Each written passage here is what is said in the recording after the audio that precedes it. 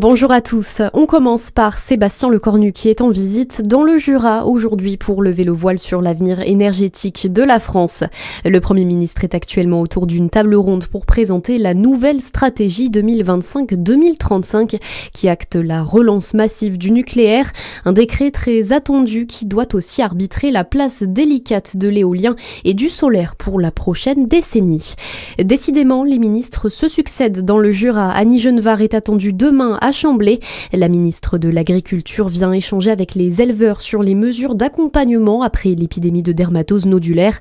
Elle fera le point sur la reconstitution des troupeaux alors que 200 vaches ont déjà retrouvé les pâturages jurassiens. Une enquête pour homicide involontaire est ouverte après le décès d'un ouvrier de 52 ans au Montron dans le Doubs. Ce salarié d'une entreprise de BTP a succombé à ses blessures hier au CHU de Besançon après avoir été écrasé par une nacelle de 3 tonnes sur un chantier. Les gendarmes cherchent désormais à établir les circonstances exactes de ce drame survenu en pleine opération de bardage. L'actualité, c'est aussi cette tempête Nils qui arrive chez nous. Le vent d'ouest souffle fort actuellement en Côte d'Or avec plus de 80 km/h relevés à Saint-Martin-du-Mont. Si la pluie s'estompe enfin par l'ouest, les cours d'eau restent sous surveillance. Aucun dégât majeur n'est à signaler pour l'instant, mais la vigilance jaune est maintenue par Météo France au moins jusqu'à demain. Plus globalement, la tempête a fait une victime dans les Landes. Un chauffeur routier est mort cette nuit près de Dax après la chute d'une branche sur son camion. 850 000 foyers étaient toujours privés d'électricité ce matin. Antidépresseurs, anxiolytiques, antipsychotiques, des traitements de plus en plus prescrits en France, surtout pour les plus jeunes.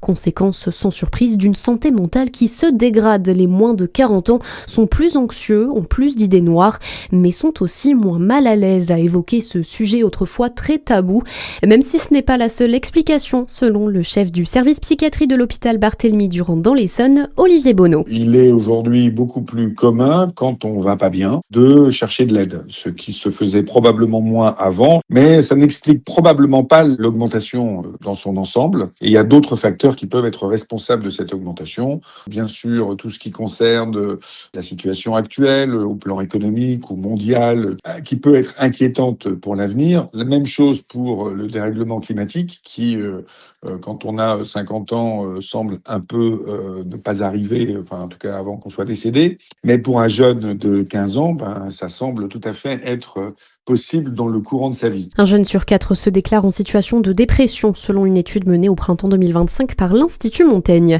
Et puis le porte-drapeau ukrainien disqualifié des JO d'hiver, c'est la décision du CIO face à son refus de ne pas retirer son casque controversé.